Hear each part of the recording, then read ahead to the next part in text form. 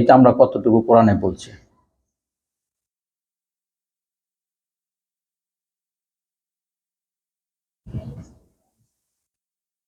আমরা তো মনে করি যে কোরআন শুধু নামাজের কথা বলছে, রোজার কথা বলছে, হজ, জাকাত, ঈমান, জিহাদ, তাই না?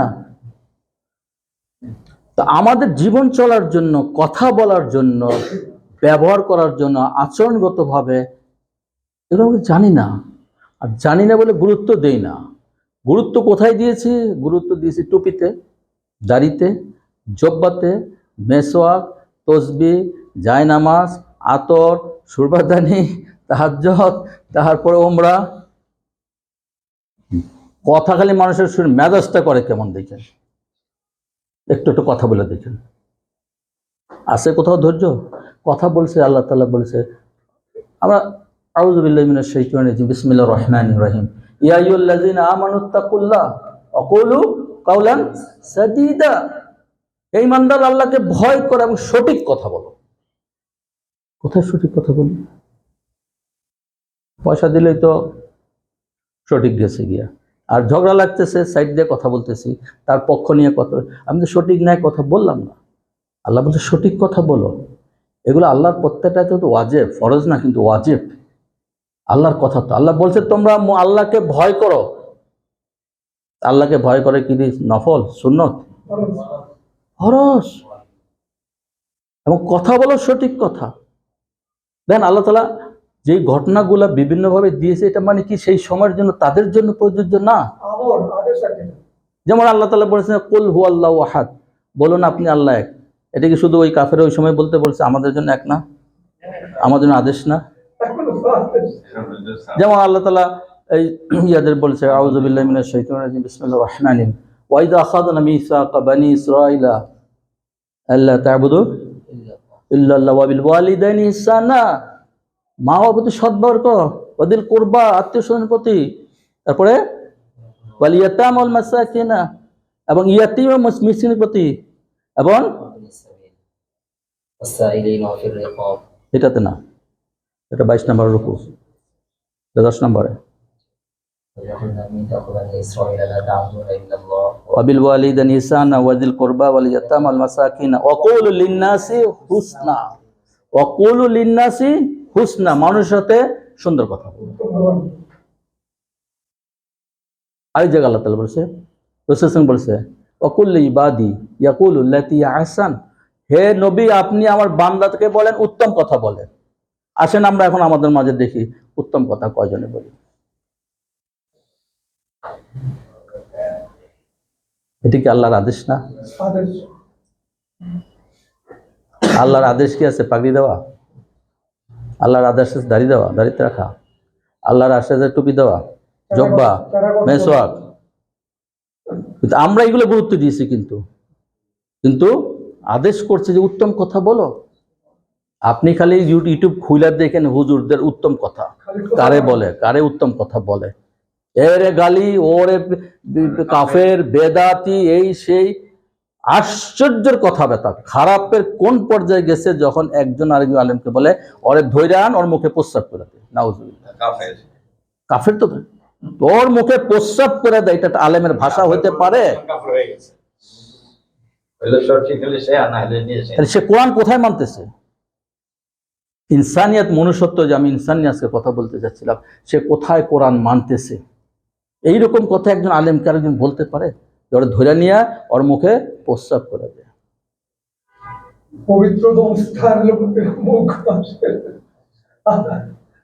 এটা তো একজন বিয়েও বলবে না, একটা সাধারণ লোক, মূর্খ জাহেল লোক বলবেন না কারোর সাথে যদি হয়। আমরা থেকে কি শিখতেছি, কি আমাদের শিখাইতেছে, আমরা কি আমল করতেছি কোরআন থেকে? ওয়ালা তালমিজু বিল আলকাব, কাউকে মন্দ নামে ডাইকো না। দেখেন মন্দ নামে, নামটাও তো ঠিক মতো বলি না, ফজলু, ফজ্জা, তাই না? ওই জল্লা, জলিল, কলিম, কল্লা।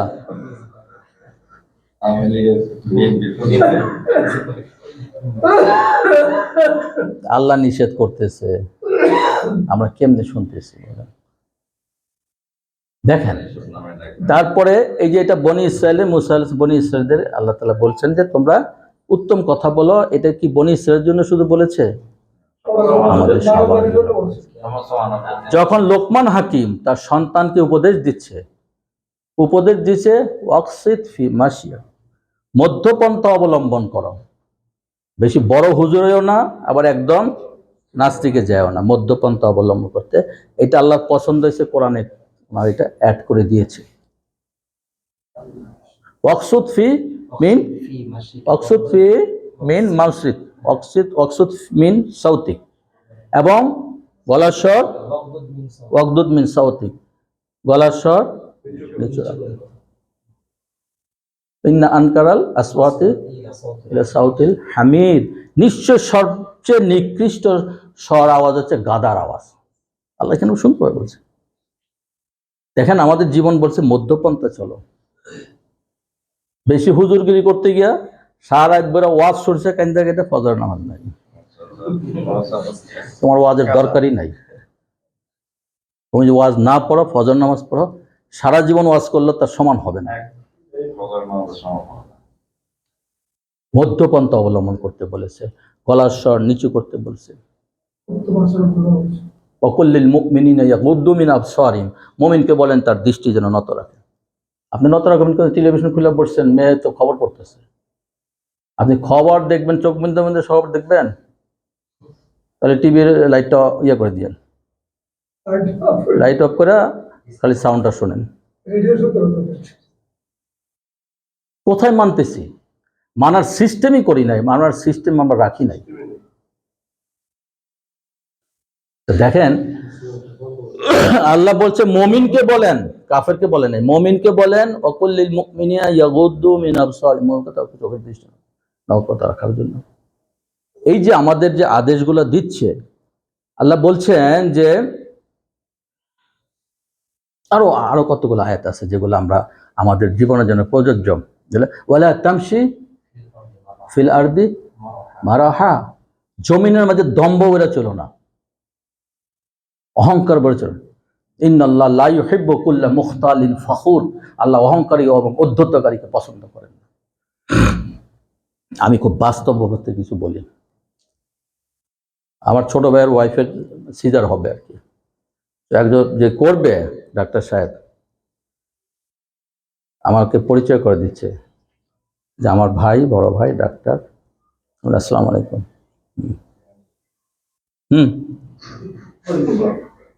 বলবে ওয়ালাইকুম আসসালাম না, ডাক্তার সাহেব কেমন আছেন, কোথায় আছেন? এটাই তো ভদ্রতা। কি মনে করে নিজেকে?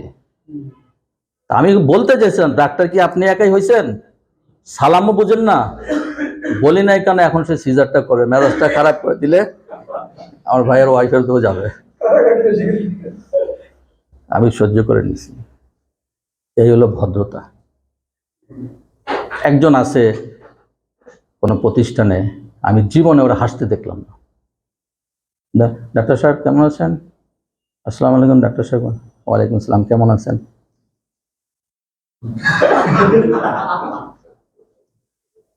রাসূল সাল্লাল্লাহু কোনোদিন মুচকি হাসা ছাড়া কারোর সাথে কথা বলে না। এটা আমাদের শিক্ষা দরকার আছে। কি মনে করি আমরা? নাপাক বস্তু নটফট থেকে তৈরি, 1-1.5 কেজি পায়খানা মলমূত্র নিয়ে ঘুরতেছি, মরে যাওয়ার পর ডেড বডি একটা নাপাক হয়ে যায়, তাকে গোসল দিতে হয়। এই অহংকারী আমরা আছি। আল্লাহ যে বলছেন ইন্নাল্লাহ লা ইউহিব্বু কুল্লা মুখতালিন ফখুর, আমি অহংকারী গর্ব পছন্দ করি না। অহংকার আমার চাদর, চাদর নিয়ে টানাটানি করো না। মানুষকে অহংকার সাজায় না, কারণ তোমার সৃষ্টি হচ্ছে কোত্থেকে? ওয়া আ'লামু ইযা আনশাতুম মিনাল আরদি ওয়াইজানতুম আজিন্নাতুন ফি বুতুনি উম্মাতিকুম, তুমি মাটির কোন জায়গাতে তো সেটাও জানি, এবং মার ভ্রূণ অবস্থায় কি অবস্থা সেটাও জানি। ফালা তুযাক্কু আনফুসাকুম, নিজেকে তো পবিত্র মনে করো না। আল্লাহ দেখেন কিভাবে সুন্দর করে আমাদের নির্দেশ দিচ্ছে, এত পবিত্র মনে করো না, তোমার সৃষ্টি কোন জায়গাতে হয়েছে এবং মার ভ্রূণ অবস্থায় কি হবে সেটা আমি জানি। ফালা তুযাক্কু আনফুসাকুম ওয়া আ'লামু বিমান ইত্তাকা, কে সবচেয়ে পরেজগার তাকওয়া আমি জানি সেটা। এই জন্য আমাদের কোরআন পড়তে হবে। ধরে ধরে পড়তে হবে, অর্থ পড়তে হবে, তাই জন্য ফলো করতে পারো। এবং এই যে আমরা মানবতা কোথায় নিয়ে গেছি, অন্য জিনিস আমি বললামই না, যে আজকে যেটা হুজুর বললেন যে কিয়ামতের দিন তার ঋণের ব্যাপারে আছে, তার হকের ব্যাপারে আছে, যেখানে রাসূল সাল্লাল্লাহু আলাইহি ওয়াসাল্লাম হাদিসে বলেছেন 1 বিঘত জায়গা যদি কারো আমি জোর করে দখল করি, কিয়ামতের দিন 7 তবক জমিন আমার গলায় লটকাই দিবে। বুখারী শরীফের হাদিস। তারপরে কি জানার কি মানে আমরা আমরা আমরা কোত্থেকে আর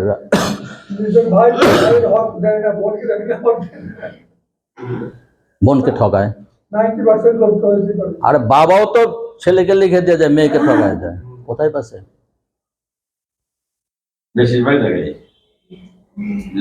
এবং এই যে হক ঠকা জাহান্নাম যাবে, পরে হয়তো তার আমলের জন্য বেহেশত যাবে, কিন্তু জাহান্নাম যেতে হবে, সব দিতে হবে।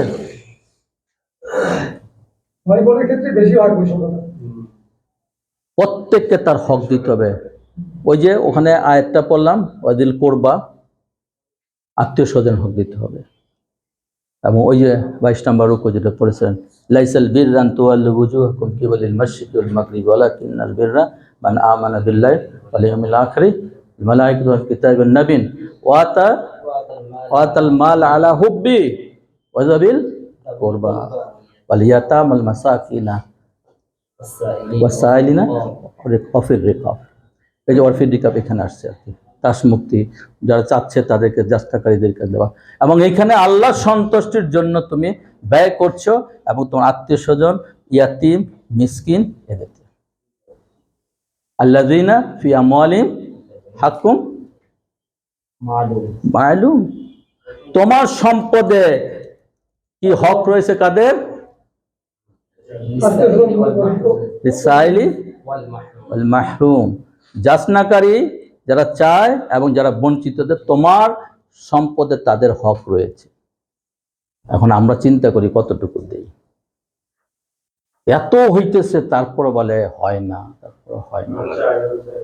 এক ভূমিকম্প তো লাড়া দিছিল, কোথায় যেত সম্পদ, কোথায় যেত নিজেই থাকতো না, তাই না? তো আল্লাহ তাআলা এই যে আমাদেরকে এই ইয়াগুলো দিচ্ছেন, উপদেশগুলো দিচ্ছেন বিভিন্ন ঘটনার পরিপ্রেক্ষিতে, যে তোমরা যেমন লোকমান হাকিম উনি ওনার সন্তানকে কিছু উপদেশ দিয়েছেন।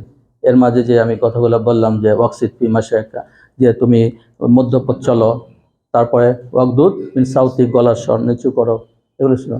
তারপরে ওয়াবিল ওয়ালিদাইনি ইহসানা, ওয়াবিল আপনি বলছে, আমি আসতেছি এটা আরেকটু।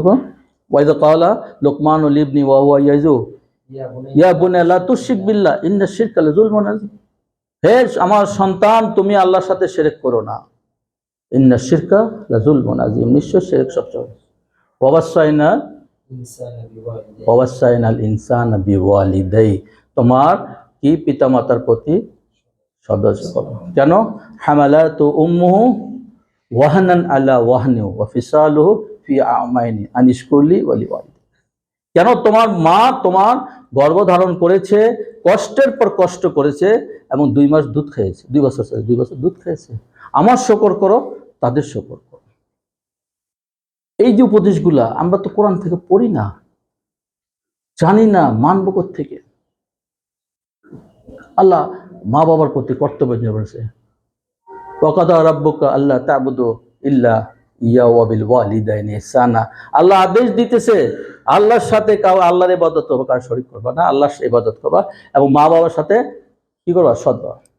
ইম্মা ইয়াবলুগান্না ইনদাকাল কিবারা আহাদুমা আও কিলাহুমা, যদি তারা বৃদ্ধ বয়সে পৌঁছে তাদের একজনকে পাও বা উভয়কে পাও, তারপরে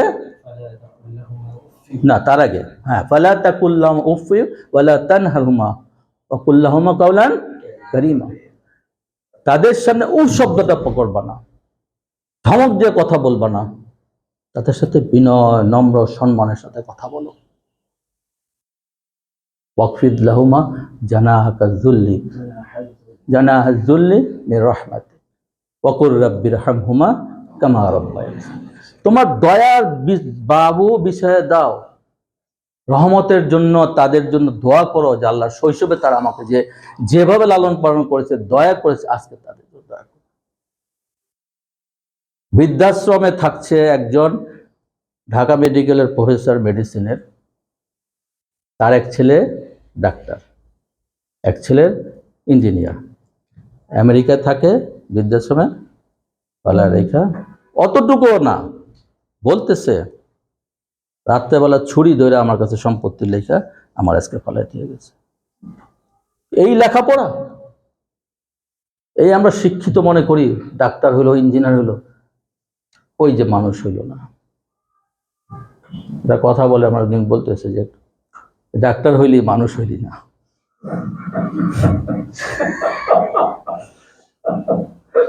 আসলে এই ইনসানিয়ত আসতে মানুষ আসতে হবে, মানুষ আসতে হলে কোরআনে আসতে হবে, কিন্তু আমরা ছেড়ে দিয়েছি আজকে।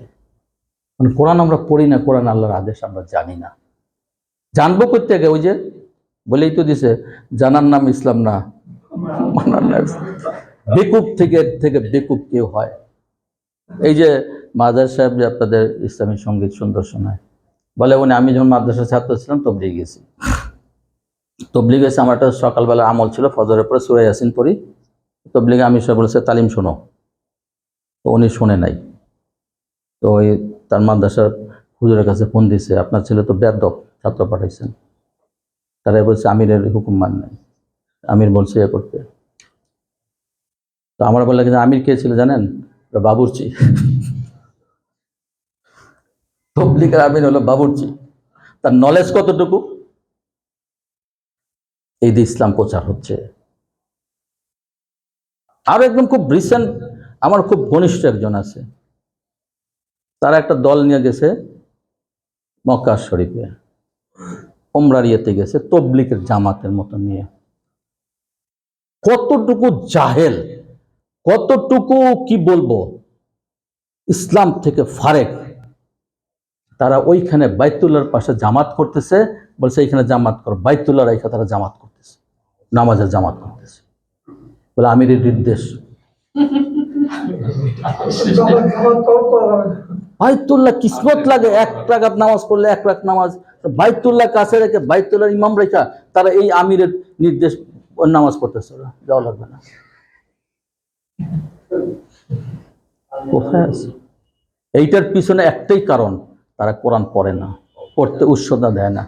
কোরআন পড়ে না, অর্থ পড়ে না, গোমরাহ হয়ে যাবে। আমি এক পেশেন্ট আসছে, জব্বা জব্বা দেখলে তো বোঝায় তবলিগ করে, তাদের কিছু পায়জামা পাঞ্জাবি টুপির একটা লক্ষণ আছে, দেখলে বোঝায় তবলিগ করে। আমি বললাম যে তবলিগ করেন? বলে হ্যাঁ। আপনি কোরআন পড়েন? বলে হ্যাঁ। অর্থ পড়েন? বলে না। কেন? ওইটা আলেমরা পড়বে। কোরআন আলেমের জন্য নাজিল হয়েছে, হুদাল্লিন নাস হুদাল্লিল মুত্তাকিন। ওদের এক ইঞ্জিনিয়ার আসছে, ওমরা যাবে, বলে স্যার দোয়া করেন। আমি কি তবলিগ করেন? বলে করতাম। ওই আসরে এখন আসে কিছুটা, কিছু বোঝা গেছে আর কি, বুঝছেন? তো ছাড়ছেন কেন? বলে কোরআন পড়তে নিষেধ করে, অর্থ পড়তে। বলে কোরআন পড়লে, অর্থ পড়লে গোমরাহী হয়ে যাবে। আজকে খ্রিস্টানরা, নন মুসলিমরা কোরআনের অর্থ পড়ে মুসলমান হইতেছে। একটা আয়াত আমি বলি, একটা আয়াত ধরে তার ইয়ে দেখে মুসলমান হয়ে যাইতেছে। এই যে ফেরাউন যখন ডুবতেছে, ফেরাউন যে ডুবলো, এইটা যে মরিস বুখাইলে দেখলো, ফ্রান্সে যখন তার ডেড বডি নিয়ে আসলো, যখন সে এক্সামিন করতেছে, দেখে যে তার ডেড বডিতে লবণ পাওয়া গেছে। তাহলে তো এটা তো সমুদ্রে ডুবছে, সমুদ্রে লবণ থাকে না? ৩,৫০০ বছর পর ডেড বডি পাইছে, পানিতে পাইছে, সাগরের মাছও খায় নাই, হাঙ্গরও খায় নাই, পচে নাই, ডিকম্পোজিশন হয় নাই, কিচ্ছু হয় নাই। আশ্চর্য কারবার। তো আল্লাহ যে ওই আয়াত বলে দিয়েছে, এটা যখন তার না সেটা যখন তার বন্ধুকে বললো, মুসলিম বন্ধু, দেখছো তো আশ্চর্য ব্যাপার। বলে তুমি আশ্চর্য, 1400 বছর আগে কোরআন আল্লাহ বলছে ফালিয়াউমা নুনাজ্জিকা বিবাদানিকা লিতাকুনা লিমান খালফাকা আয়া।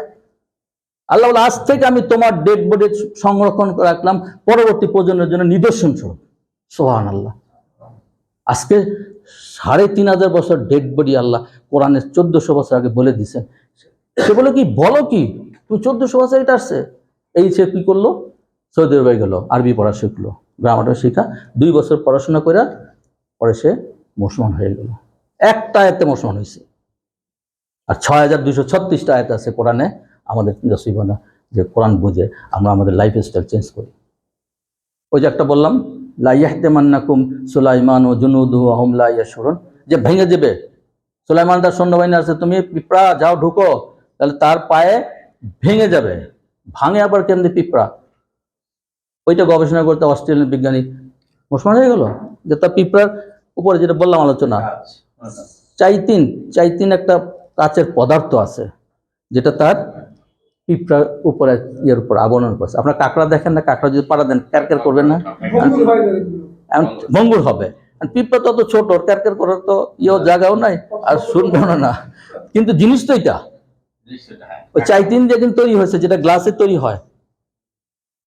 বলে বলে কি কোরআন বলছে ভঙ্গুর, এটা খ্রিস্টান বলছে দেখ কোরআনে ভুল, পিঁপড়া বলে আবার ভঙ্গুর হয়। ভাঙে নাকি? পিঁপড়া ভাঙে কি? পিঁপড়া পিষ্ট হয়ে যাবে।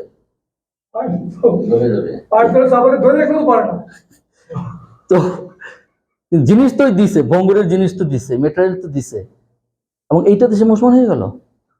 এক কানাডিয়ান খ্রিস্টান কোরআনে ভুল বের করার জন্য গবেষণা করতেছে, করতে করতে দেখে কোরআন মোহাম্মদ লিখছে, মোহাম্মদের নাম আছে মাত্র 4 বার, আহমদ নামে 1 বার, 5 বার, মুসা 134 বার তার নাম, নূহ আলাইহিস সালাম 43 বার, ঈসা আলাইহিস সালাম 25 বার। এরকম নবীদের নাম ওর ঈসার মার নাম আছে, আছে না? সূরায় আছে ঈসা। তারপরে যে কি বলে মুসার ভাই হারুন নাম আছে, তাই না? তার বোনের কথা আছে, মায়ের কথা আছে, নাম নাই কিন্তু আছে কথা। তারপরে আপনার নূহ আলাইহিস সালাম, তার ছেলে শুনলো না, কেনান সে গিয়ে ইয়েতে পানি ডুবলো, পাহাড়ে উঠলো, তার ঘটনা আছে, তাই না? তারপরে শোয়েব আলাইহিস সালাম আছে, হ্যাঁ, ইব্রাহিম আছে, বাবার নাম আজর আছে, সবার আছে। আর মোহাম্মদ বই লিখছে, তার বাপ দাদার কোনো নাম, মা বোন ভাই কিচ্ছু খবর নেই। এটা কি হয়? মাত্র আছে 4 বার, আর তার কোনো বায়োগ্রাফি নাই, তার লাইফের কোনো ইয়ে নাই। এটা কেমন? আমরা একটা বই লিখলো তো আমার একটা জীবন পরিচিতি, কিছু বলবো? তো আমরা আমাদের ভূমিকার নাম দেই, আমার তো ঠিকানা মিকানা থাকে, বাপ দাদা নানার কিছু থাকে। আর মোহাম্মদ বই লিখলো, তার কোনো নাই, মাত্র 5 বার। মুসা কবে, তার সেটা ধারে কাছে নাই, 134 বার। এইটা মোহাম্মদের লেখা হইতে পারে না। লিখলে তার নাম থাকতো, তার বাবার নাম থাকতো, তার কিচ্ছুই নাই। আল্লাহ তাআলা এই যে জিনিসগুলো হিডেন রাখছেন কেন? এই ঈমান আননের জন্য। বুঝছেন? প্রত্যেকটা কিছু কিন্তু রহস্য আছে। হ্যাঁ, নাই। তো এইভাবে কিন্তু কোরআনের ব্যাপার আছে। তো কোরআনকে আমাদের আসলে ওইভাবে পড়ি না বলে আমরা আসলে জানি না, কিন্তু তারা পড়ছে, ভুল ধরতে গিয়েও মুসলমান হয়ে গেছে। আমরা তো ভুল ধরার জন্য পড়ি না, আমরা যদি সত্যিভাবে পড়াতাম হেদায়েত পেয়ে যেতাম। কারণ আল্লাহ বলছে হুদাল লিল মুত্তাকিন, এইটা হেদায়েত আসতে হবে। এছাড়া যত ওই বাবুর্চি হবে আমির, বুঝছেন না? ওই যে আমির গিয়ে কাবা ঘরের কাছে গিয়ে তার আলাদা জামাত পড়ে নামাজে, এর থেকে মুখ্য আছে? এর থেকে জাহেল আছে? কি আইডিওলজি নিয়ে তারা চলে, কি থিম নিয়ে তারা চলে, করতে পারে ফেল করে ওরে পড়বে না। আমিরের নির্দেশ বোঝেন, কোন কথায় কোন আমির আছে। বুঝতে পারছেন? তো যাই হোক, আলহামদুলিল্লাহ আপনারা অনেক ধৈর্য ধরে শুনছেন। আমি পরবর্তী ইয়াতে যাচ্ছি, কিছু মাসলার ব্যাপারে ওয়ালিউল্লাহ ফেরদৌসকে জিজ্ঞেস করব, সেটার ব্যাপারে। যেমন আমরা মাযহাব নিয়ে কথা বলি, মাযহাব কি আমাকে মানতেই হবে, বা মাযহাব আসলো কেন, বা মাযহাবের আগে কিভাবে সাহাবারা তাবেঈনরা ওনারা চলছেন, আজকে এই দ্বন্দ্ব কেন? আমি কিন্তু এখানে কোনো পক্ষ বিপক্ষ থাকবো না, স্কলাররা কি বলছেন আমি সেটাই অনুরোধ করবো, সেটার রেফারেন্সটা শুধু দিতে, আর কিছু না। মানা না মানা বা কার ভুল ভ্রান্তি কিছুতে যাব না, ডিফারেন্সেস থাকতে পারে, কিন্তু আমাকে কোনটা সহি ফলো করতে হবে। কেউ যদি না ইয়া হয়, আমি যদি মসজিদে গেলাম, এখন সবাই আসতে করে আর আমি আমিন করে যদি 10-12 জন শুরু করি, একটা কি হলো, পরিবেশ নষ্ট হইল। আবার যেখানে আমিনের জায়গায় গেছে ওখানে বের করে দিছে, ঘটনা কিন্তু হয়েছে, মসজিদ আলাদা বানায় ফেলছে। এখানে কিন্তু কিভাবে ভাগ হয়ে যাচ্ছে ইসলামে, যেটা দেখায় ওয়াতাসিমু বিহাবলিল্লাহি জামিয়া ওয়ালা তাফারাকু, আল্লাহ বলেন আল্লাহর রজ্জু শক্ত করে তোমরা বিচ্ছিন্ন হয় না। মসজিদ আলাদা হয়ে গেছে নামাজ পড়তে গিয়া, কোথায় আমরা থাকছি? আচ্ছা, এইটা একটা ব্যাপার। আরেকটা ব্যাপার, এটা আমার মনে একটা প্রশ্ন থাকে যে আল্লাহ বলেছেন যে কাফেররা কখনো বেহেশতে যাবে না এবং তারা খালিদিনা ফিহা আবাদা, তারা চিরকাল অনন্তকাল থাকবে। আবার বেহেশতে আল্লাহ তাআলা কারো আশা অপূর্ণ রাখবেন না। তো কোনো বেহেশতি যদি বলে যে আমার বাবা তো জাহান্নামী, আল্লাহ তুমি তো বলছো আমাকে কোনো আশা অপূর্ণ রাখবে না, আমাকে কি আমার বাবাকে মুক্তি দিবা? আমি তো বলছো বেহেশতে গেলে তার কোনো আশা অপূর্ণ রাখবে না, আমাকে কি সেইখানে তাকে করলে কি আল্লাহ এটা অনুমতি দিবে? এটা ব্যাপার, দুটো কোশ্চেন। আর হলো যদি মারা যায় শিশু অবস্থায়, কাফেরের সন্তান নাবালক অবস্থায় যায়, তাহলে তাদের অবস্থান কোথায় থাকবে? এক। আর রাসূল সাল্লাল্লাহু আলাইহি ওয়াসাল্লাম ব্যাপারে কোনো কথা বলবো না, আমরা অতটুকুতে যাব না। এটার ব্যাপার আল্লাহ তাআলা জানেন, এটার ব্যাপারে অনেক কথা আছে, এটা আমাদের শুনলে কষ্ট লাগে, আমরা যাবই না। মাযহাবের ব্যাপারে শুধু স্কলাররা কি বলছেন, কি রায় দিয়েছেন, মানা না মানা যার যার ইয়ে থাকবে, আমরা শুধু জানবো এই আছে এই আছে, কে কে ফলো করেছে সেটার ব্যাপারে। আল্লাহ কিন্তু একটা ইন জেনারেল দিয়ে দিয়েছেন। আল্লাহ বলে ইন্না হাদাইনাহু সাবিলা, আমি সৎ পথের হেদায়েত দিয়েছি, ইম্মা শাকিরা ওয়া ইম্মা কাফুরা, কে শুকরগুজারি হবে কে কুফরি করবে তোমাদের উপর। আমার রাস্তায় বাতলাই দিছি, আমি হেদায়েতের রাস্তা দিয়ে দিছি, কোরআন দিয়ে দিছি, হেদায়েতের রাস্তা দিয়ে দিছি, ইসলাম দিয়েছি। ইন্নাদ দীনা ইনদাল্লাহিল ইসলাম, আল্লাহর কাছে মনোনীত একমাত্র ইসলাম। ওমাইয়াবতাগি গায়রাল ইসলামি দীনান ফালা ইউকবাল মিন ওয়া হুয়া ফিল আখিরাতি খাসির। আল্লাহ বলে যে ইসলাম ছাড়া অন্য ধর্ম যদি কেউ অবলম্বন করে খোঁজে, এটা Allah it will not be accepted to almighty, আল্লাহর কাছে এটা গ্রহণযোগ্য হবে না। ওয়া ফিল আখিরাতি খাসিন, তারা আখিরাতে ক্ষতিগ্রস্ত হবে। এটা একদম ক্লিয়ার কথা। ইসলামের সাথে অন্য ধর্মের সাথে কোনো রকম কম্প্রোমাইজ নাই। আমি এই ধর্মে হইলাম, এত ভালো কাজ করেছি, এত হসপিটাল বানাই দিলাম, এত মানুষকে দুস্থদের সেবা করলাম, এই করলাম সেই করলাম, নানান কিছু করলাম, কিন্তু আমি ঈমান আনলাম না, গ্রহণযোগ্য হবে না। রাসূলের চাচার বেলাও হয় নাই, উনি অনেক ইসলামের খেদমত করেছে, রাসূল অনেক প্রোটেকশন দিয়েছে, অনেক কিছু কিন্তু ঈমান নসিব হয়নি। এই জন্য এই তিনটা কোশ্চেন আমি রাখতেছি, আমি একটু জবাব আশা করি। আর আপনাদের মাঝে কোনো কোশ্চেন থাকে, একটা ছেলে কোথায় জানি বলতেছিল, ওই যে একটা ছেলে গোলগাল, তোমার কিছু প্রশ্ন থাকলে বলো, আমি একটু অনুরোধ করছি প্রশ্নের ব্যাপারে। হ্যাঁ, এই তিনটার একটু জবাব চাচ্ছি। আসসালামু আলাইকুম ওয়া রাহমাতুল্লাহ। ওয়ালাইকুম আসসালাম। মাযহাবের ব্যাপারে হচ্ছে যে মাযহাবটা আসছে কখন, যদি আমরা দেখি যে ইমাম আবু হানিফা রহিমাহুল্লাহ, আমাদের চারটা ইমামদের মধ্যে প্রথম ইমাম হচ্ছে ইমাম আবু হানিফা রহিমাহুল্লাহ। তো আমাদের সাবকন্টিনেন্টে বাংলাদেশ, ইন্ডিয়া, পাকিস্তানে বেশিরভাগ আমরা সবাই হানাফি মাযহাব ফলো করি। তো এখন যদি আমরা বলি যে তাহলে ইমাম আবু হানিফা রহিমাহুল্লাহর আগে তাহলে তারা কি ফলো করতো, এই কোয়েশ্চেনটা আসে অনেক সময়, যে যদি মাযহাব ম্যান্ডেটরি হয়ে থাকে তাহলে তার আগের মাযহাব কি ছিল। তা আমরা জানি যে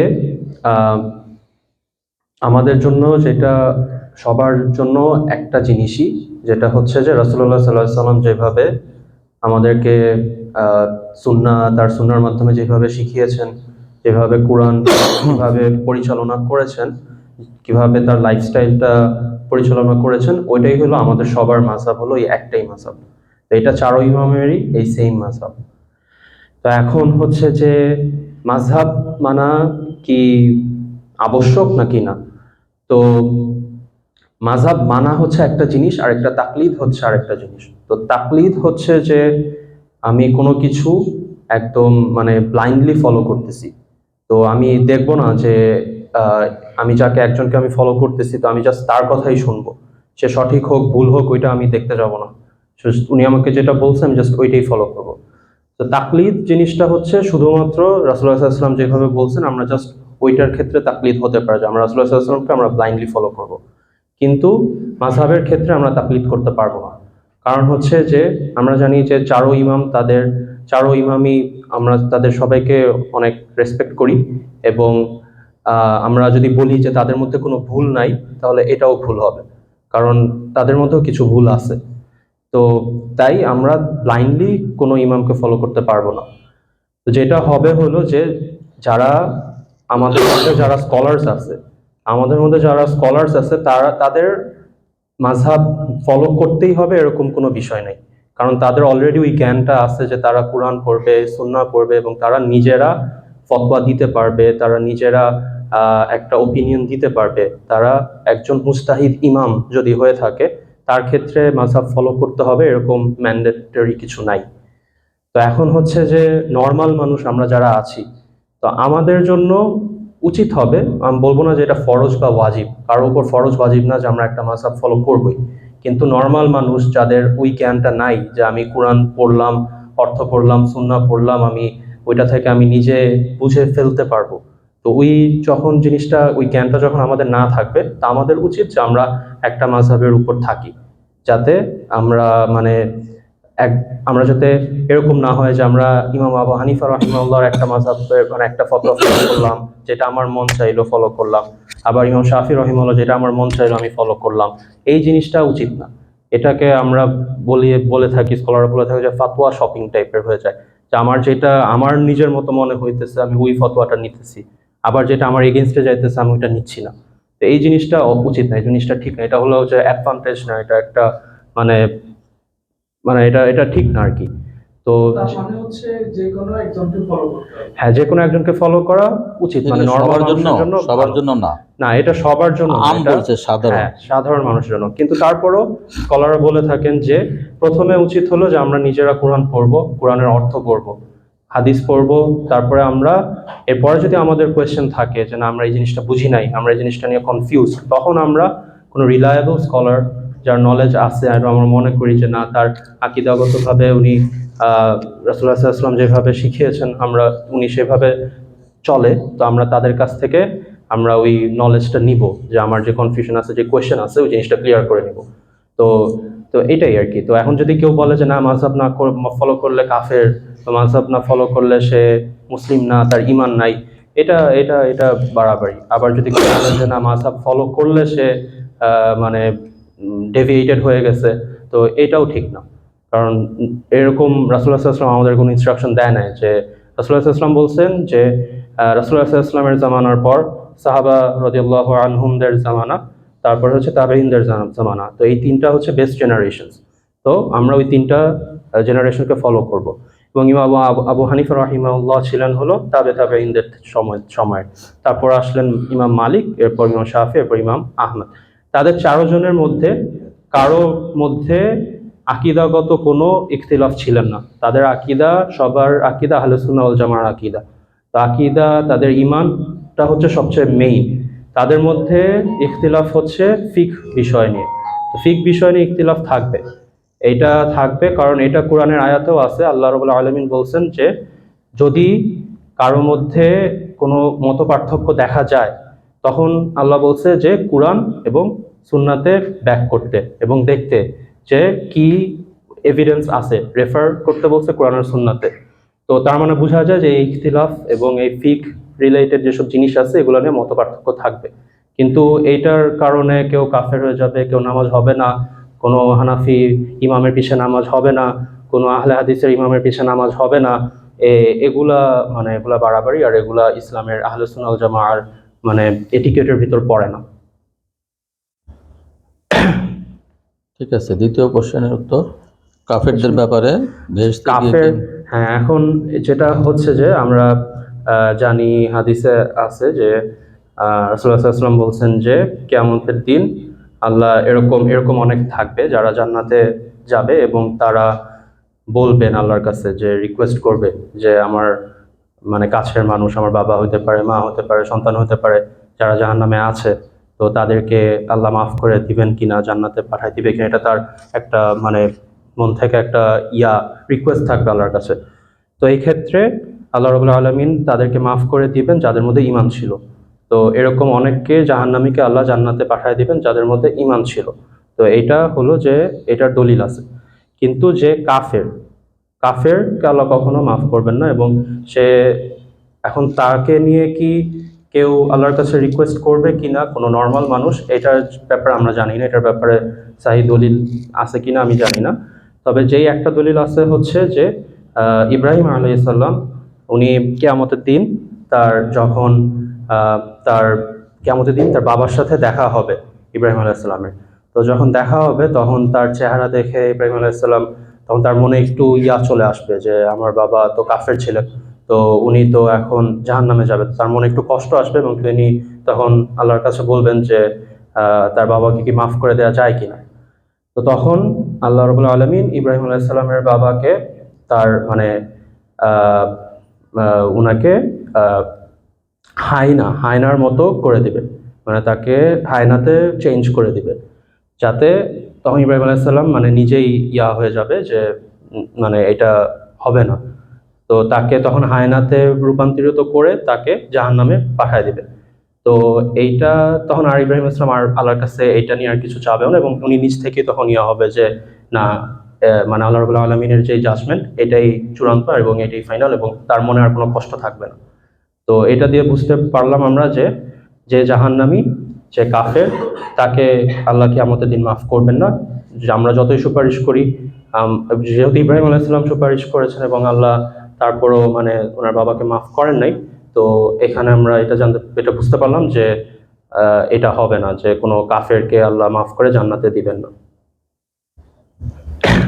তৃতীয় কোশ্চেন ছিল যে কাফের বাচ্চাদের। যেমন কাফের বাচ্চা। হ্যাঁ, তো এখন যারা বাচ্চা এইটা নাবালক অবস্থায়। হ্যাঁ, নাবালক অবস্থায় যারা আছেন, তো এখন মুসলিমদের বাচ্চা হোক বা কাফেরদের বাচ্চা হোক, তো আমরা জানি যে হিসাব শুরু হবে যখন কেউ বালেগ হবে, তখন থেকে তার হিসাব শুরু হবে, তার গুনার হিসাব শুরু হবে। হ্যাঁ, কাফের ঘরে হোক বা মুসলিমের ঘরে হোক, সবার জন্য সমান। হ্যাঁ, আমি আসতেছি। ওইটাই কথা। তো ওই প্রশ্নটাই হচ্ছে। কাফের ঘরের বাচ্চা হোক বা মুসলিমের ঘরের বাচ্চা হোক, সবার ক্ষেত্রে হচ্ছে যে বালেগ হওয়ার পরে তাদের হিসাব নিকাশ শুরু হবে, তাদের আমলনামায় যে গুনাহ হয়েছে ওগুলা সবকিছু লেখা হবে। এর আগে কার কি গুনাহ হয়েছে, কার ঈমান কি ছিল, এটা আসবে না, কারণ হলো যে তখন পর্যন্ত খাতা লেখা শুরু হয় না। তো এখন যদি কাফের ঘরে কেউ যদি মারা যায়, তো এটা নিয়ে কয়েকটা ডিফারেন্ট ওপিনিয়ন আছে। তো যেটা সবচেয়ে অ্যাকিউরেট হচ্ছে যে আমরা একটা হাদিসে আছে যে রাসূলুল্লাহ সাল্লাল্লাহু আলাইহি ওয়াসাল্লাম যখন মিরাজে গিয়েছিলেন তখন দেখেছিলেন যে অনেকগুলা বাচ্চা খেলা করছে, যে একটা মানে উনি দেখছেন যে অনেকগুলো বাচ্চা খেলা করছে। তো ওইটা যখন জিজ্ঞেস করলেন, যে জিবরাইল আলাইহিস সালামকে জিজ্ঞেস করলেন যে এরা কারা, তখন বলছে যে আদম আলাইহিস সালাম ছিল এখানে বসা, আর তার সাথে হলো যে অন্য বাচ্চারা খেলা করতেছে। তো তারা হচ্ছে যে যারা নাবালক অবস্থায় মারা গেছে, তো তারা ওটার ভিতর ইনক্লুডেড হচ্ছে কাফেরের বাচ্চা অথবা মুসলিমদের বাচ্চা যারাই মারা গেছে। কারণ মুসলমানদের অনেক বাচ্চা আছে যারা নাবালক অবস্থা অনেক গুনাহ করছে, তাই না? তো তাদেরও হিসাব হয় নাই। তো যারা মারা গেছে তারা হলো যে আহ ওই ওই বাচ্চাদের মধ্যে তারা ছিল। তো এখান থেকে উলামারা বলেন যে আল্লাহ তাদেরকেও মানে মাফ করে দিবেন, যারা হোক কাফের বাচ্চা হোক বা মুসলিমের বাচ্চা হোক, তাদের কোনো হিসাব হয় নাই, তো তাদেরকে সবাইকে আল্লাহ মাফ করে দিবেন। তাদের বাবা মা যদি নিজে আচ্ছা, ধরো তোমার যারা আফ্রিকার ঘন জঙ্গলে থাকে, কাপড় চোপড় ঠিক মতো পরে না, জঙ্গলি, ইসলামের কোনো দাওয়াত যায় না বা তারা কিছু জানেই না, তাদের ব্যাপারে কি হবে? তাদের ব্যাপারে যেটা সবচেয়ে স্ট্রং ওপিনিয়ন হচ্ছে যে যেহেতু আমরা জানি যে যাদের কাছে কোরআনের ব্যাপারে আল্লাহ বলছে যে আল্লাহ প্রত্যেকটা জাতির জন্য মানে রাসূল পাঠাইছেন, নবী পাঠাইছেন। তো যাদের কাছে যদি এরকম হয়ে থাকে যে যাদের কাছে যায় নাই, যাদের কাছে কোরআনের মেসেজটা যায় নাই, যাদের কাছে দ্বীনের মেসেজ যায় নাই, তো তাদের ক্ষেত্রে আহ, সবচেয়ে স্ট্রং ওপিনিয়ন হচ্ছে যে আল্লাহ রাব্বুল আলামিন তাদেরকে মাফ করে দিবেন, যেহেতু তাদেরকে করার মানে অ্যাকাউন্টেবল ধরার জিনিস নাই। কারণ তারা যদি নাই জেনে থাকে তাহলে তাদের তো এখানে গুনাহ হবে না। কারণ যাদের কাছে কোরআনটা পৌঁছাইছে, যারা কোরআন মানে পৌঁছাইছে কিন্তু তারা মানে নাই, অথবা তারা মানতে চায় নাই, অথবা তারা মানার চেষ্টা করে নাই, তো তাদেরকে অ্যাকাউন্টেবল ধরা হবে। কিন্তু যাদের কাছে কোরআন চায় নাই, হয়তো বা তারা মানে আমাদের সোসাইটিতে আসে নাই কখনো বা সিভিলাইজেশনে ঢুকতে চায় নাই, তো তাদের ক্ষেত্রে সবচেয়ে স্ট্রং অপিনিয়ন হচ্ছে যে আল্লাহ ইনশাল্লাহ তাদেরকে মাফ করে দেবেন। তাহলে আমরা যারা সকল সভ্য যা বলি তাদের তুলনাতে সকল অসভ্যরা ভালো, তাদের মুক্তির উপায় আছে, আমাদের মুক্তির হিসাব কিতাব আছে। আমরা যদি সভ্য ভাবি, অসভ্যরা তো জিতে গেল। এটা অসম্ভবই হবে না।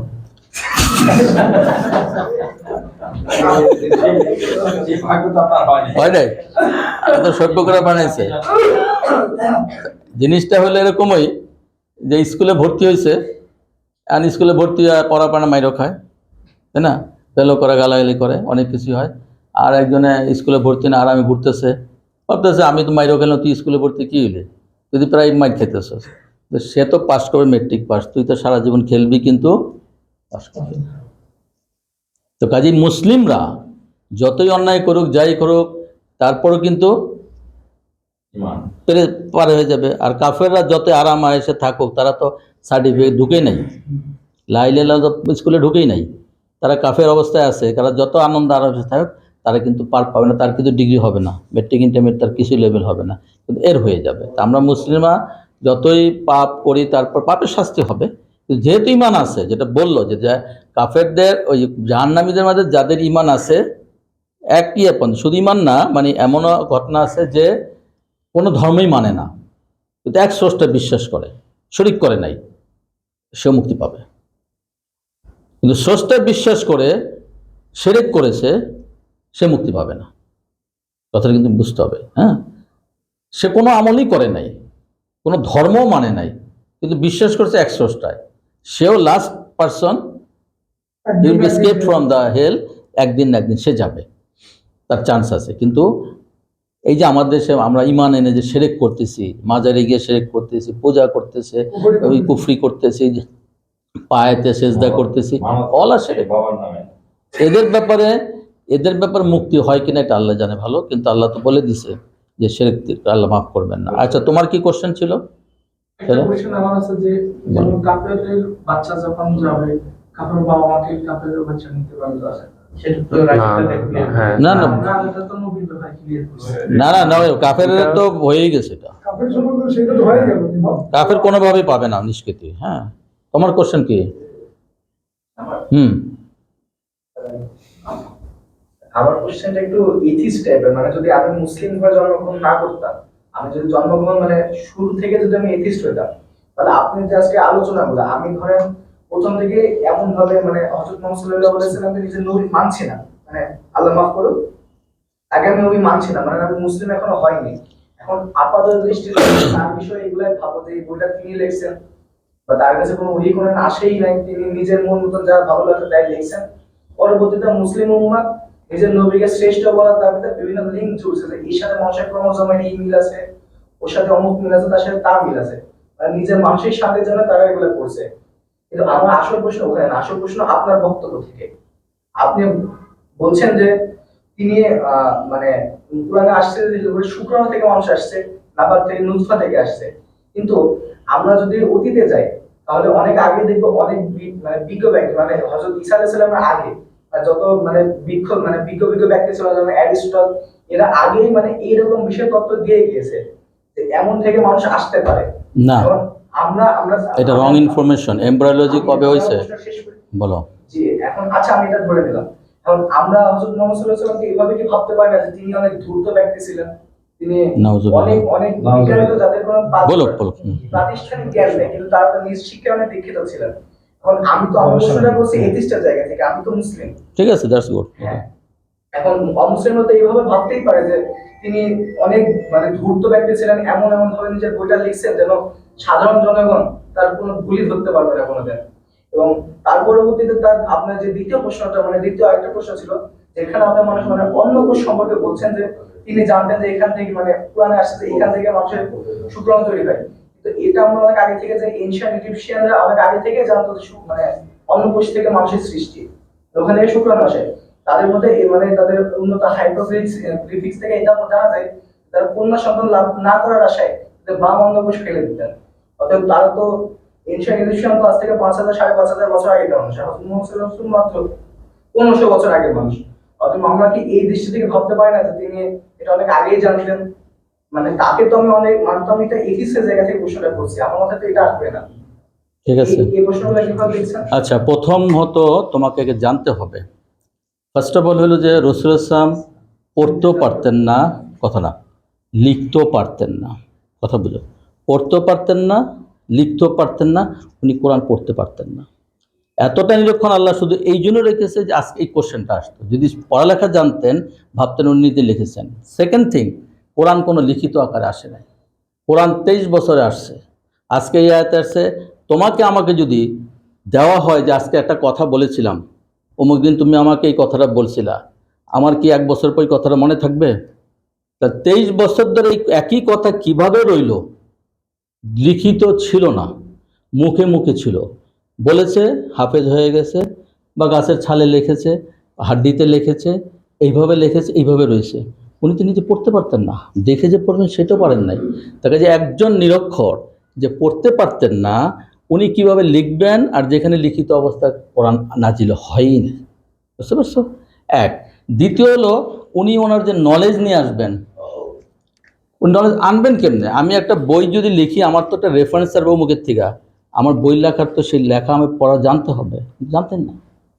উনি কি তারপরে 23 বছর ধরে একটা গ্রন্থের সমস্ত কিছু কথা একটা মানুষের পক্ষে কি মনে রাখা সম্ভব? আমি যদি তোমাকে কালকে একটা কথা বলি, তোমার নাম কি জানি নাকি, মোহাম্মদ সাকিবুল হাসান। বসো, হ্যাঁ সাকিব, তোমাকে তো আমি অমুক দিন একটা কথা বলছিলাম, 2 বছর আমার মনেই নাই, বা কথাটা আমি এইভাবে বলছিলাম, ওইভাবে নাও বলতে পারি। তুমি কি অমুকের সাথে দেখা করেছিলে? আমি পরের দিন বলছিলাম, এই তুমি কি ওর সাথে কথা হয়েছিল? কথাটা এইভাবে ঘুরে যেতে পারে, কথা বুঝো। ওই এক্স্যাক্টলি সেম, এই যে এইভাবে কেন আল্লাহ দিয়েছেন, এটা বন্ধন করে দিয়েছেন, তুমি ইচ্ছা করলে তোমার কথা চেঞ্জ করতে পারবে না। এবং আল্লাহ তাআলাকে যখন কোরআনে আয়াতে দিয়েছেন, ওয়াল্লাযিনা কাফারু ওয়া ক্বালা আল্লাযিনা কাফারু লাউলা নুজিলা আলাইল কোরআনা হাযাল জুমলাতু ওয়াহিদা, কোরআন কেন একসাথে নাজিল হইল না? একসাথে যদি নাজিল হইতো আজকে এই প্রশ্নগুলো আসতো। ছড়ায় ছড়ায় আসছে, ছড়ায় ছড়ায় আসছে, কিন্তু কোনো চেঞ্জ আসে না। 23 বছর ধরে কাযালিকা ইউসাব্বিতু ফুয়াদাকা, আপনার অন্তরে ভালোভাবে বসায় দেওয়ার জন্য আজকে 23 বছর ধরে দিয়েছি। কাফেররা বলছে লিউসাব্বিতা ওরা তাআলা এবং ধীরে ধীরে পড়ার জন্য। তাহলে 23 বছর আল্লাহ কেন সময় নিলেন? আল্লাহ একদিন দিতে পারতেন না? তাহলে তো ডকুমেন্টেড থাকতো, ছড়াই গেছে। 2 বছর পরে কথা মনে আছে? আমার মনে আছে ভাই, 5 বছরের কথা মনে আছে। ওই কথা আমি তোমাকে ওইভাবে বলেছিলাম, ওইভাবে তুমি বলতে পারবো না। একটা কথা তোমাকে বলেছিলাম, ঠিক যেই ভাষায়, যে ল্যাঙ্গুয়েজে, যে শব্দ, যে অক্ষর, 15টা অক্ষর একটা কথা বলছিলাম, 10টা শব্দে একটা কথা বলছিলাম, 5 বছর পরে বলতে পারবো? কোরআন তো বলছে। So that is the miracle of the Quran. সেই জন্য আল্লাহ চ্যালেঞ্জ দিছে, ওয়াইন কুনতুম ফি রাইবিম মিম্মা নাযালনা আলা আবদিনা ফাতু বিসূরাতিন মিন মিসলি ওয়াদু শুহাদাকুম ইন কুনতুম সাদিকিন। যদি মিন দুনিল্লাহ, আল্লাহ ছাড়া, যদি তোমাদের সন্দেহ থাকে যে কোরআন আল্লাহ ছাড়া আসছে, তাহলে তোমরা একটা রচনা করো, তুমি আরো যাকে পারো নিয়ে আসো, আল্লাহ ছাড়া যাকে নিয়ে আসো, ইন কুনতুম সাদিকিন, যদি সত্যবাদী। আল্লাহ আবার সাথে চ্যালেঞ্জ উঠতেছে, ফাইলাম তাফআলু ওয়া লান তাফআলু, তোমরা চেষ্টা করো, তোমরা পারবে না, তাহলে কি করবা? ওয়াত্তাকুন নার আল্লাতী ওয়াকুদুহা নাস ওয়াল হিজারা, তাহলে সেই আগুনের ভয় করো যেটার ইন্ধন হবে মানুষ এবং পাথর। তো কাজে তোমরা দেখো, আমি এর আগে কিন্তু কোরআন কেন মানুষ লিখতে পারবে না, কোরআন কি অন্য অধ্যক্ষ থেকে শুনে হয়েছে কিনা, ওইটা আমি কিন্তু একটা ব্যাখ্যা দিচ্ছি, মিস করেছো, আমি নেক্সট আবার এটা আলোচনা করবো ইনশাআল্লাহ। তো ব্যাপার হলো 23 বছর একটা মানুষের কথা সেম থাকতে পারে না। That is the miracle of the holy Quran. যদি লিখিত হইতো তো আছে, উনি মুখ অ্যারিস্টটল থেকে শুনছে, ওই মিশরের বা অ্যানসিয়ান গ্রিকদের থেকে শুনে উনি লিখে দিয়েছেন, এটা বই আছে, রাখে নাই বই, আল্লাহ রাখে নাই এই জন্য বই, আল্লাহ এইভাবে ছড়ায় ছড়ায় দিয়েছে যাতে তুমি না ঢুকাইতে পারো, এবং সেটা ওনার কথা নয়। এবং ওনাকে উম্মি রাখছেন এই জন্যই, যদি উনি শিক্ষিত থাকতেন, উনি লিখতে পারতেন, পড়তে পারতেন, তাইলে কি হইতো? বলতো নিজে লিখছে,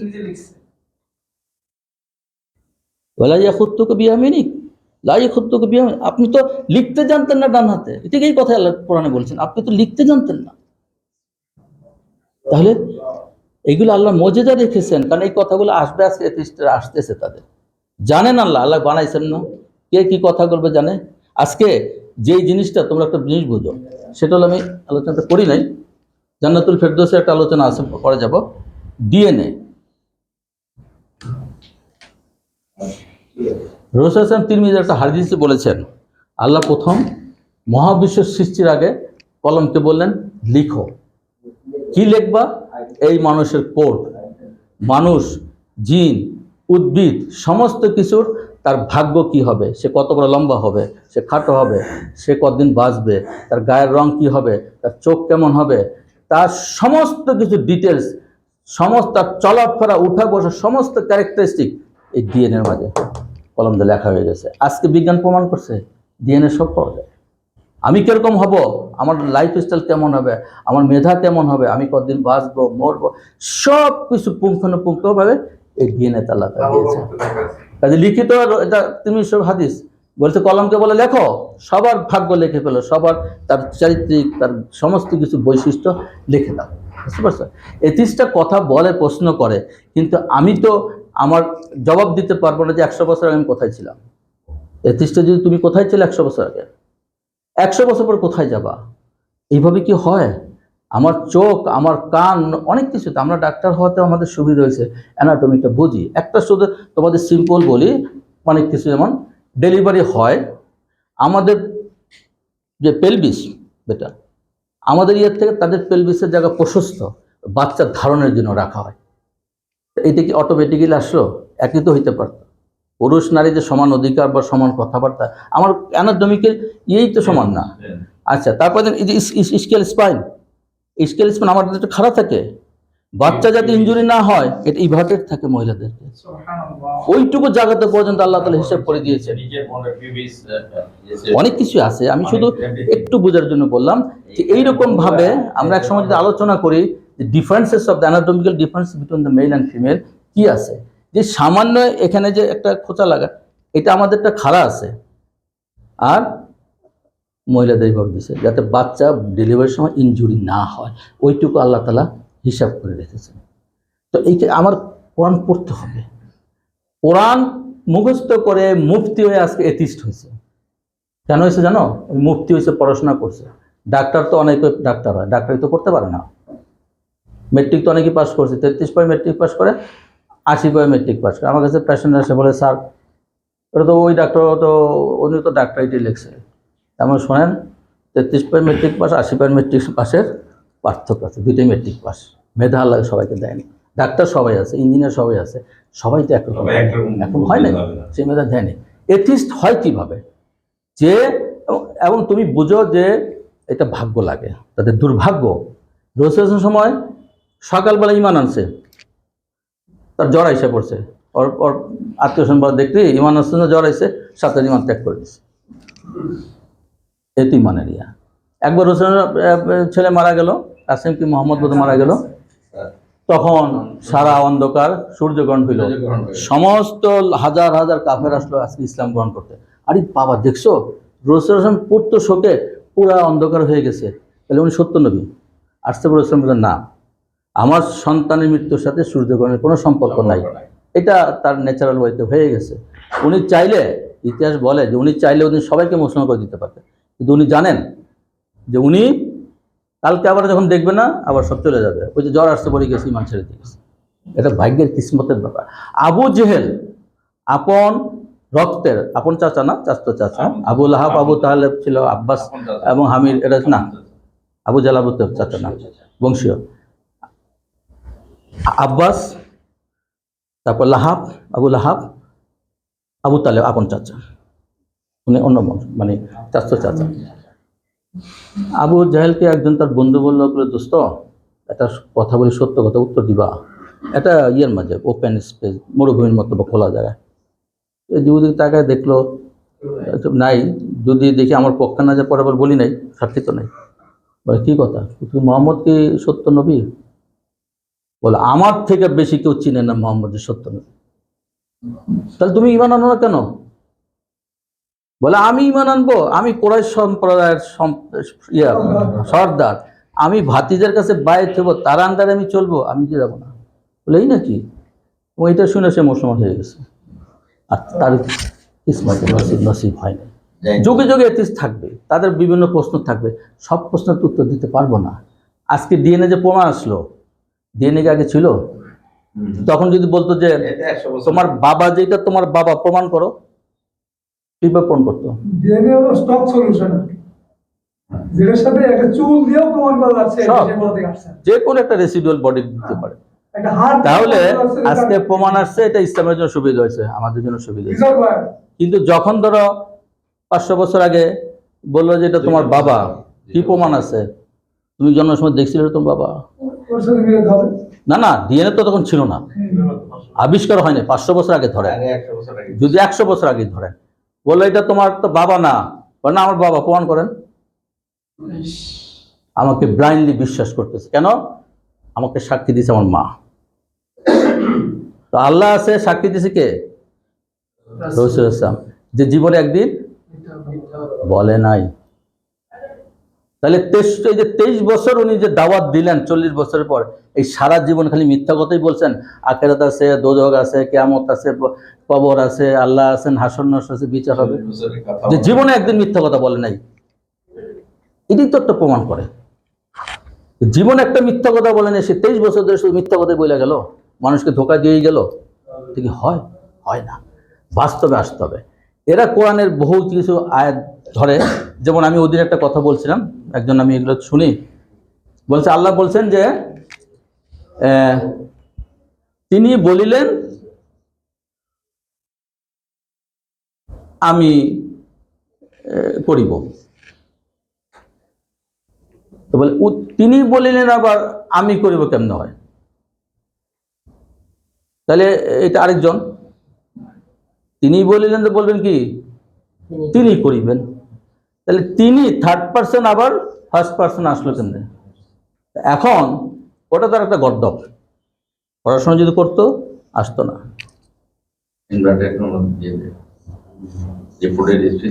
He says I will go. তাহলে কি হলো? সে বলল আমি যাব, এখানে আমি আসলো না। তাহলে কি ভুল হয়েছে? তিনি বলে আবার আমি বললো কেন? তাহলে তো পড়াশোনা করেন না, গ্রামার বুঝতে পারবি, ইংরেজি তো বুঝতে হবে। তিনি বললেন আমি যাব, আবার তিনি আবার আমি হয় কেমনে? কথা বুঝছো? ঠিক ওইটা ধরে তারা কথা বলতে, দেখো আল্লাহ কি বলে, একবার বলে তিনি, একবার বলে আমি, এইভাবে বলা যায়। এই জন্য সবচেয়ে বড় কথা হলো, জবাব দিতে হলে পড়াশোনা করতে হবে। আমাদের আলেমদের মাঝে এই গাফলতির আছে, পড়াশোনা করেন। যদি পড়াশোনা করতো জবাব দিত। তারপরে কথা আছে, সব জবাব না হবে না, আমি মানবো না, কিছু করার আছে।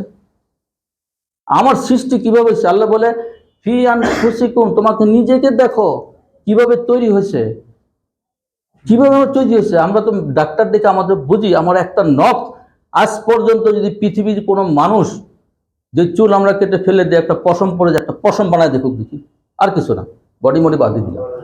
Is it possible at all? আমাকে ব্লাইন্ডলি বিশ্বাস করতে হবে, উপায় নাই। উপায় নেই। আমার বাবা আমারই বাবা, আমার মা বলেছেন, বাবা তো নাও হইতে পারতো, মা বলেছেন, আমাকে বিশ্বাস করতে। আমি কি গিয়ে সবাই বসে ডিএনএ টেস্ট করবো? বিশ্বাস করতে হবে। আল্লাহ তো প্রথম আয়াতটাই দিয়েছে, আল্লাযীনা ইউমিনুনা বিল গায়ব, যারা অদৃশ্যে বিশ্বাস করে।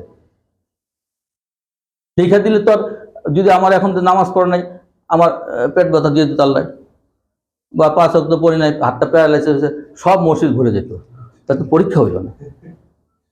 আমার আর পশুর মাঝে পার্থক্য কি? পশুকে যখন খাবার দেই আসে, যখন মাইর দেই লাঠি নেই দৌড়ায়। দেখে যেটা হয়তো বিশ্বাস না, বিশ্বাস করতে হবে না দেখে। এই জন্য আল্লাহ রাসূল মুসা আলাইহিস সালাম আল্লাহকে বলল যে আমি আপনাকে দেখতে চাই। আল্লাহ বললেন তারা তোমাকে দেখতে পারবা না, দেখা সেই চোখ আল্লাহ দেয় নেই। আল্লাহ নূর, আল্লাহর আছে, নূরের পর্দা আছে। এখন আমি সূর্যের যে একটা আলো, কতক্ষণ তাকায় থাকতে পারবো এই চোখে? 1 মিনিটও তাকায় থাকতে পারবো না। এই নূরে আমি সহ্য করতে পারি না, আল্লাহ নূর আমি সহ্য করি, সেই চোখটা আল্লাহ আমাকে বানায় নেই। আল্লাহ বলছে আমাকে দেখতে পারবা, সেই নূর আমার হয় না। দেখবে কি আমাকে বিশ্বাস করতে হবে। আমার সৃষ্টি আজকে যে নতফাত থেকে আছে, এইটা কি কোনো মানুষের পক্ষে সম্ভব? কিভাবে সুন্দর উনি সিস্টেমাইজ করে দিয়েছেন, কখন কেটে কোনটা দরকার। আমার জন্মের আগেই মার বুকে বুদ্ধদের ব্যবস্থা করে দিয়েছে, তাই না? কে করে দিয়েছে? একদিন তো আসে নাই। তুমি যতই আমরা হিসাব টিসাব করি, এই জিনিস ওইভাবে আনতে পারবো না। একটা চুল পশম বানানোর ক্ষমতা সারা দুনিয়ার মানুষ মিলে পারে না, যেটা ফালাই দিই। আর আমার বডি এইভাবেই হবে, লিভারটা ওইখানে হবে, এইখানে হবে আমার কিডনি, কিভাবে শরীরের অঙ্গ প্রত্যেকটা ফাংশন আলাদা, কিভাবে সুন্দর করেছে সিস্টেম, কোনো এখানে খুঁত পাওয়া যাবে না। কিন্তু আমরা ওটা দেখি না। আমি কই থেকে আসলাম, এইটাই অ্যাথিস্টদের বলে সৃষ্টি করতে। ওরা কই থেকে আসছে? ডারউইনের থিওরি দিয়ে আসছে যে আগে এইটা ছিল, এইটার থেকে পরে বানর থেকে লেস কষে গিয়ে মানুষ হয়েছে। বরং কোরআন বলে মানুষ থেকে বানর হয়েছে। ইহুদিরা যখন আল্লাহর অবাধ্য করলো, আল্লাহ ওদেরকে বানর বানাই দিল। হ্যাঁ, শনিবারে নিষেধ করেছেন মাছ ধরা। কিভাবে সম্ভব? আমি যখন চিন্তা করি, আমার আঙ্গুলের, আর যখন বলে আইজা মিতনা বা কুন্না তুরাবান, তারপরে আমি যখন মরে যাব, মাটি হয়ে যাব, তখন কে আমাকে খালকান জাদিদ আবার তৈরি করবে, জাদিদা। আল্লাহ বলতেছে যে লা উকসিমু বিয়াউমিল কিয়ামা ওয়া লা উকসিমু বিন নাফসিল লাওয়ামা আয়াসাবুল ইনসানা আল্লান নাজমা ইজামা বালা কাদিরিন আন নুসাব্বিয়া বানানা। আমি শুধু তাতে তৈরি করবো না, আঙ্গুলের কোড়ও তৈরি করে দেবো। বারকোড আমি তৈরি করতে পারি, এই বারকোডটাই তৈরি করতে আসে। কোটি কোটি মানুষের একটার সাথে মিলে না। Is it possible? সম্ভব? এটাই তো সব বলে দিল। আল্লাহ বলে আমি শুধু তোমার এই আঙ্গুলের ডগাও ঠিক করে দেবো, বারকোডও ঠিক করে দেবো। আঙ্গুলের যেটা আছে ছাপ, পৃথিবী শত শত কোটি পৃথিবীর মানুষের একটা কি মহান সৃষ্টিকর্তা উনি। কি বলছে, আমি প্রত্যেকটা জিনিস আমি যদি আল্লাহর সেই সৃষ্টি নৈপুণ্য পাবো, যদি আমি সেই চোখ দিয়ে দেখি। আমার সারা বডিতে সুবহানাল্লাহ। মানে আমরা তো ডাক্তার আসলে চিন্তা করি যে আল্লাহ এত সুন্দরভাবে, এত সিস্টেমিক হইতে। আপনি চিন্তা করেন, একটা জিনিস করি, পশুদের যারা মাংস খায়, ওদের দাঁতগুলা সব চোখা চোখা। আর গরু, ছাগল সব ওদের মাংস দিয়ে খাইতে পারবে, কারণ দাঁত বানায় নেই। আর মানুষকে সমানো দিছে, মাংস খাইতে পারবা, সবজিও খাইতে পারবে। এইটা দেখে তুই মানাতে পারবে। স্টোমাকে এনজাইম নিঃসরণ হবে। আপনি দেখবেন না, হরিণটা পুরা খেয়ে ফেলে একটা কুমির, একটা তার শিং খুরমুর সহ, তার স্টোমাকের অ্যাসিড আল্লাহ তাআলা দিয়েছে এমন, ওইটা হজম হবে, আমার হবে না। ওই গরুর পেটে মাংস, সিংহের পেটে ঘাস, ওইভাবে বানাইছে। আমার আল্লাহ দুবাই সবজিও হজম হবে, মাংস হয়ে যাবে, এমন সিস্টেম করেছে যে পাকস্থলীতে আল্লাহ তাআলা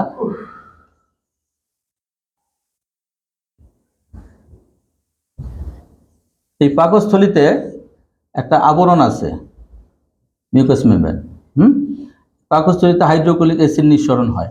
খাবারটা যখন আসে, এটা হজম করার জন্য এই অ্যাসিডটা নিঃসরণ হয়। যখন খাবার থাকে না, অ্যাসিড নিঃসরণ হইতে হইতে আস্তে আস্তে আলসার হয়ে যায়। খাবার আসে না, খালি পেটে থাকতে দেখেন আলসার হচ্ছে।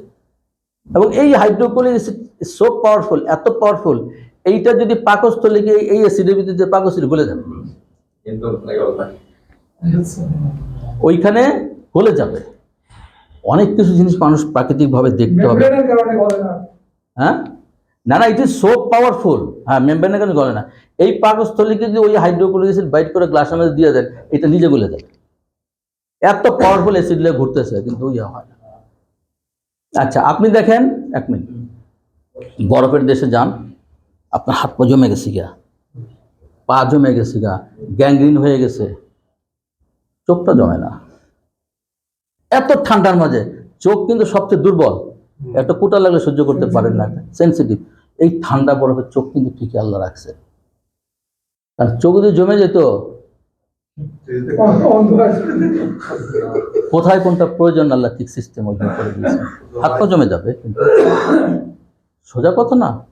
চোখটা তাহলে সবচেয়ে দুর্বল, সেনসিটিভ একটা কুটা একটা ধুলা সহ্য করা যায় না, সেখানে আল্লাহ এই বরফের মাঝে এই ঠান্ডা টেম্পারেচারে পা গ্যাংগ্রিন হয়ে গেছে, কালো হয়ে গেছে, কেটে ফেলতে, এরকম অবস্থা হয়, চোখ জমে না। আল্লাহ প্রত্যেকটা কুদরতি জিনিস সেইভাবে আল্লাহ সেট করছে। হ্যাঁ সাগর, তোমার কোশ্চেন।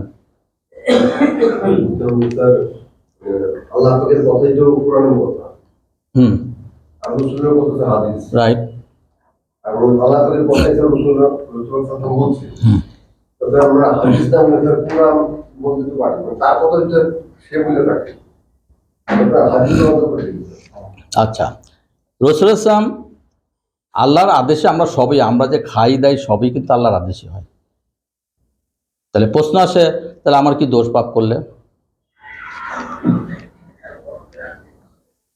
করলে আমার কি দোষ? আমার তো ভাগ্যে আছিল অ্যাক্সিডেন্টে মরবো। তা আল্লাহ কিছু সতর্কতা দিয়েছেন। এখন ঝড় তুফানে যে তুমি এই ছাদের কিনারে বৈশা পাঁচতলা দোয়া ইউজ করতেছো, ঝড় দিয়েছে ফালাই দিয়া। আসতেছি তোমার কথা, আসি, আমি বলি তোমার কথা আসতেছি। একটা কনটেক্সট নিয়ে আসতে হবে, কইলার পর তো উত্তর হয় না, উত্তরকে আনাইতে হবে। তাহলে তুমি এখন দোষটা কি আল্লাহর? আল্লাহ তোমার ভাগ্যে লাগছে মরছি, কি বলবা এখন? আকল দিছে তো আল্লাহ। না না, কি করবা এখন? দোষটা কার? দোষ তো দিছো আল্লাহ। আল্লাহ আমরা ফালাই দিছে, নিষেধ করছে না ওইখানে যাইতে। ঝড় তুফান চলতেছে, তুমি কেন লঞ্চে উঠছো? ডুবে গেছে, আমার তো ভাগ্যে ছিল ডুবার। না, ভাগ্য ওইটাকে বলে না। আল্লাহ তোমাকে আমাকে ভালো মন্দ বোঝার ক্ষমতাটা দিচ্ছে। এইটা, this is the difference between the man and human being and the angels. ফেরেশতাদের কোনো নিজস্ব ক্ষমতা নাই, বলছে রুকুতে থাকো, সেজদায় থাকো, থাকো।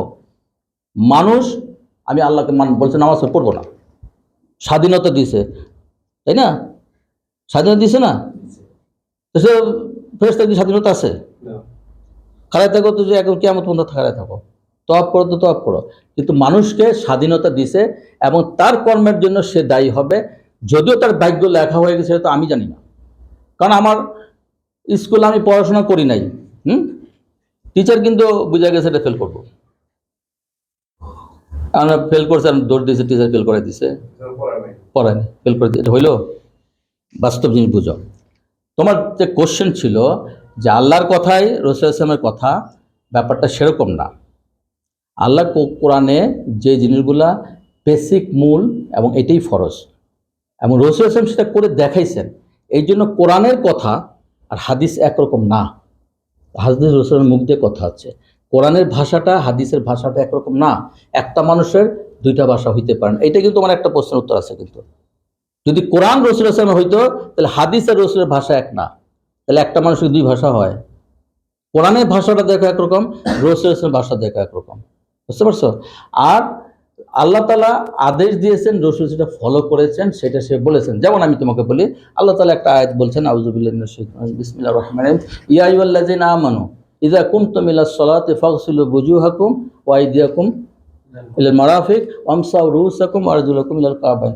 হে মুমিনরা, তোমরা যখন নামাজে উঠবা, তোমার মুখমণ্ডল ধৌত করো, তোমার টাক পর্যন্ত, কনুই পর্যন্ত ধৌত করো, মাথা মসে করো, পা ধৌত করো। আল্লাহর কথা শেষ। এখন কেমনে উজুটা করবা? হয়ে গেল, রসুন শিখাই গেছে, যা হাতটা ধো, এইভাবে 3 বার ধো, নাকে কলি দিয়ে এইভাবে ধরো, তারপরে মুখমণ্ডল ধো, হাত 3 বার করো, গড়গড়া করো, মাথা মসো করো, তারপর পা ধো। এইটাই হলো হাদিস। এবং রসুন এইটা বলছে এইভাবে এইভাবে করো, ওটা আল্লাহ ওইভাবে বলে নাই। আল্লাহর কথা যেটা কোটেশন মেনে দিয়েছে, কিন্তু কিভাবে মানবে সেটাই তো কথা। তুমি আমি যে এসিটা যদি কিনি, কথা বুঝো, এসিটার সাথে কি দেয়? একটা ইনস্ট্রাক্টর দেয়। এসিটার সাথে একটা ইনস্ট্রাক্টর দেয় যে এটা এসিটা কিন্তু এইভাবে লাগাই দিয়ে গেলাম, এইভাবে চলবে, আর একটা গাইড বুক দেয়। ইনস্ট্রাক্টর হলাম রাসূল ইসলাম, আর গাইড বুক হলো কোরআন। তাহলে মেশিন এইভাবে চালাতে পারবো, বুঝতে পারছো? আমার জীবনের সমস্ত কিছুই কিন্তু ঠিক এইভাবে করতে হবে।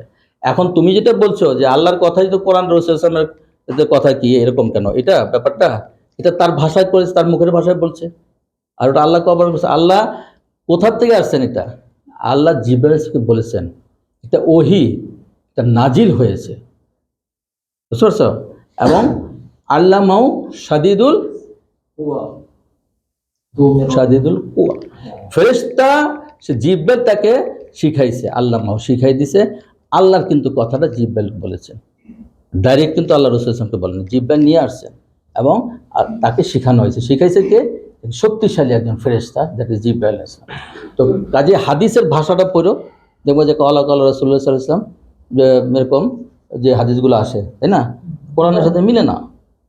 একটা মানুষ যদি হাদিস তাই হ্যাঁ কোরআনের ব্যাখ্যায় হাদিস কোরআনের ব্যাখ্যা হাদিস এবং রাসূল সাল্লাম জীবন্ত কোরআন, বুঝো, কোরআনের সমস্ত কিছু ওনাকে দেখলেই ফলো করবে। উনি যেটা চলেছেন, করেছেন, বলেছেন সব অ্যাকর্ডিং টু কোরআন, কোরআন অনুযায়ী করেছেন। কাজে ওনাকে দেখা, ওনার জীবন দেখা, জীবন চরিত্র দেখা, লিভিং কোরআন, জীবন্ত কোরআন। কাজেই কোরআনের ব্যাখ্যা হলো হাদিস।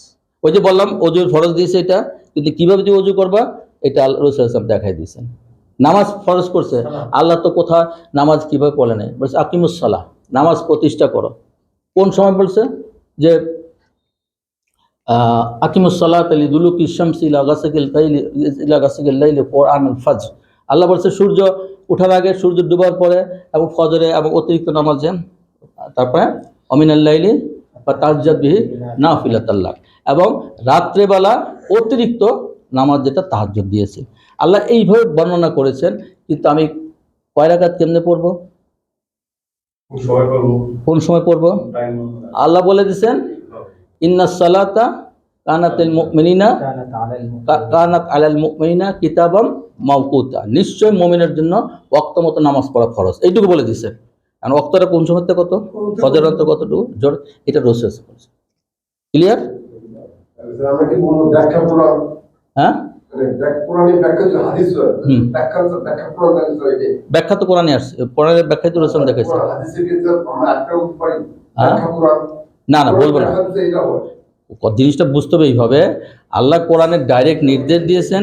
এখন নির্দেশটা আমরা কিভাবে আসতেছি হয়েছে না, আসতে আল্লাহ কোরআনে নির্দেশ দিয়েছেন এবং সেগুলো ফরজ, কিন্তু কিভাবে বাস্তবায়ন করব সেটা রাসূল সাল্লাল্লাহু আলাইহি ওয়াসাল্লাম ক্লিয়ার, রাসূল সাল্লাল্লাহু দেখাই দিয়েছেন যে কিভাবে কোরআনটা বাস্তবায়ন করবো। এই জন্য ওনাকে বলা হয় জীবন্ত কোরআন।